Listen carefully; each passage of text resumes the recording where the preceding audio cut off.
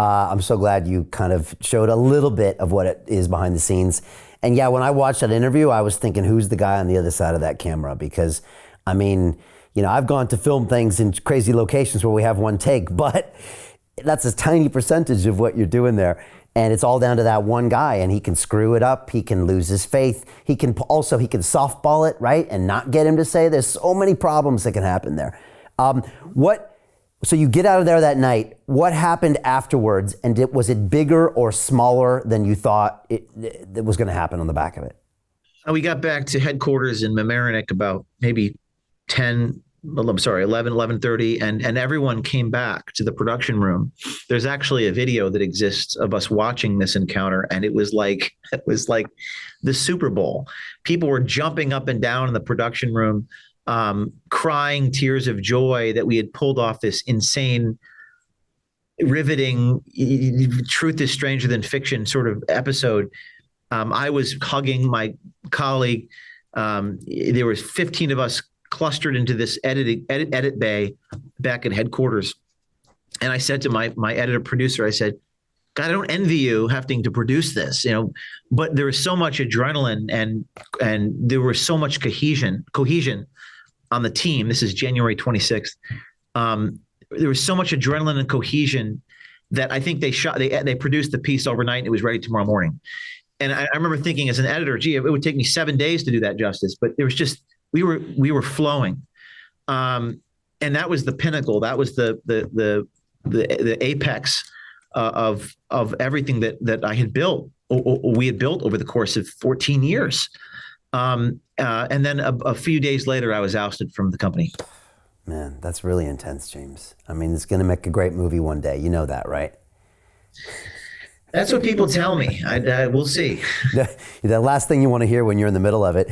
I think Malone had told me that maybe he saw it and then he called up Tucker or something, and then obviously then it blew up, and it was bigger than you thought it was. Or did you think the mainstream media might actually cover it, or because they didn't? It was big because Elon Musk had let me back on Twitter just a few weeks prior. So I was banned on Twitter for 2 years. Wow. So without that, it might have been much smaller. Happened. Wow. Yeah, without Twitter, I mean, Elon is changing the world in his own way.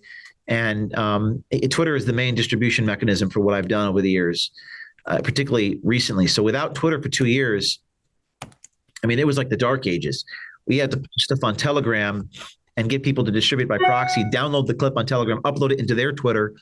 So it was a lot more difficult. 80% of our distribution comes from Twitter. So we were let back on Twitter.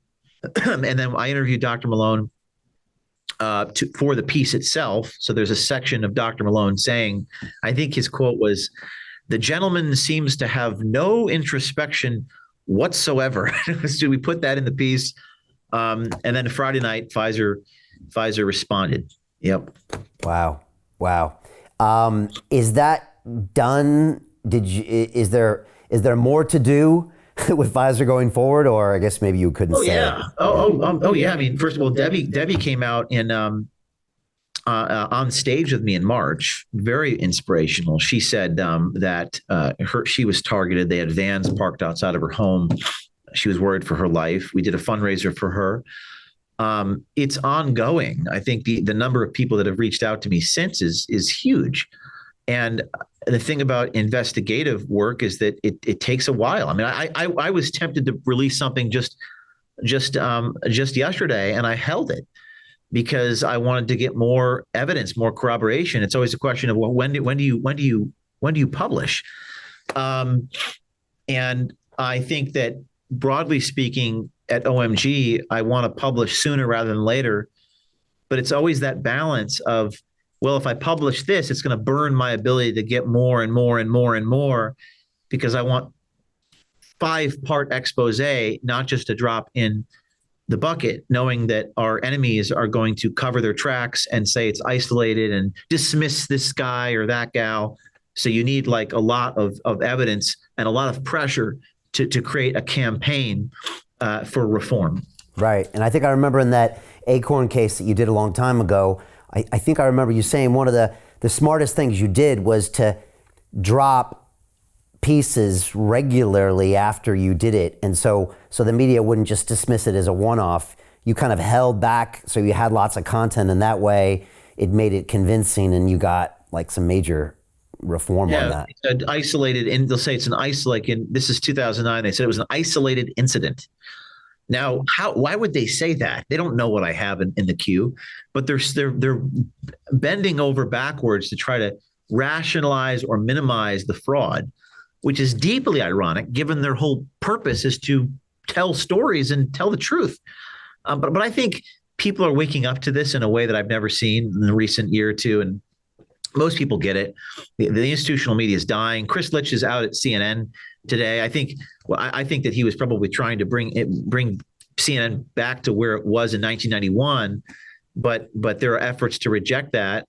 But I think that people are hungry and desperate for this sort of journalism, and I have a very big responsibility to do it ethically, and it's very expensive. I mean, what advice? Vice Media went bankrupt, and they had a thing in Times Square in New York City that said, "We go there." That's what they said. This is about 10 years ago. We go there. Imagine how broken the media must be when your unique value proposition is you actually go onto the location you're reporting on.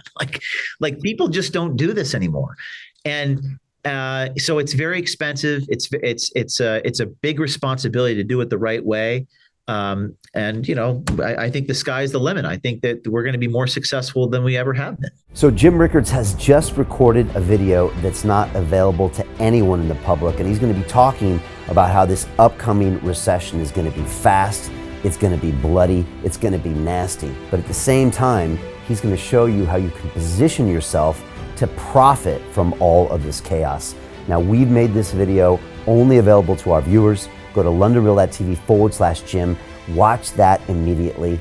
I can't say enough good things about Jim Rickards. He understands the global economic system better than any guest I've ever had on London Real. His predictions are almost uncannily true, and you can learn how to profit from his vision, from his expertise, and his understanding of economics. So go to londonreal.tv/Jim or click the link below. It's an excellent, excellent look on what's going to happen in the future and how you can position yourself to profit from that. Jim is one of the best in the business, one of my favorite guests on London Real, and he's very, very good at predicting the future and showing us all to profit from it. So click the link, and I hope you enjoy. The greedy bankers are about to do it again.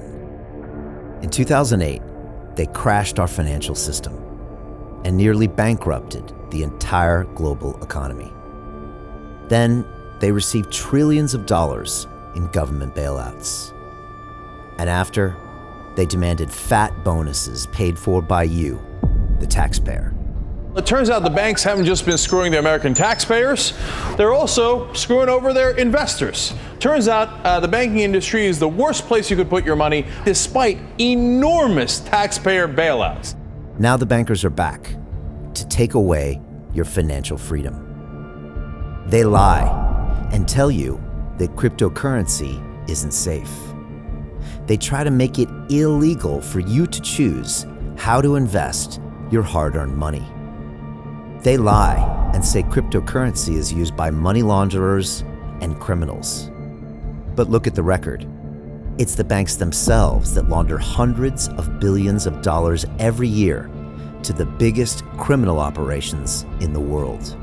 Leaked documents have revealed how some UK banks have helped criminals, money launderers and Russians under sanctions. American authorities discovered that the Sinaloa cartel moved $881 million through HSBC accounts as bank officials turned a blind eye to the illegality. The bankers lie and say cryptocurrency is not a real investment. Meanwhile, the smartest CEOs in the world are buying billions and billions of it. The truth is that banks lie about cryptocurrency because it makes them scared. The banks take $9 trillion per year of your hard-earned money, and they are worried that they will finally be exposed. They're scared because crypto means they can no longer control your money, which means they can no longer control you. They are scared because you might actually understand your money and intelligently decide what to do with it. Now is the time for us to come together, fight back, and take control. It's time to educate ourselves, our families, and our communities. Because financial education means financial freedom. We know that cryptocurrencies will help us build the new decentralized financial system of the future. A banking system that is of the people, by the people, and for the people. A banking system where access to finance is a fundamental human right. A banking system that is free and fair and welcomes all humans on this earth. The DeFi revolution is happening.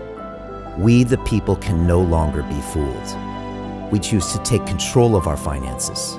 We choose to take control of our freedom. We choose to take control of our future.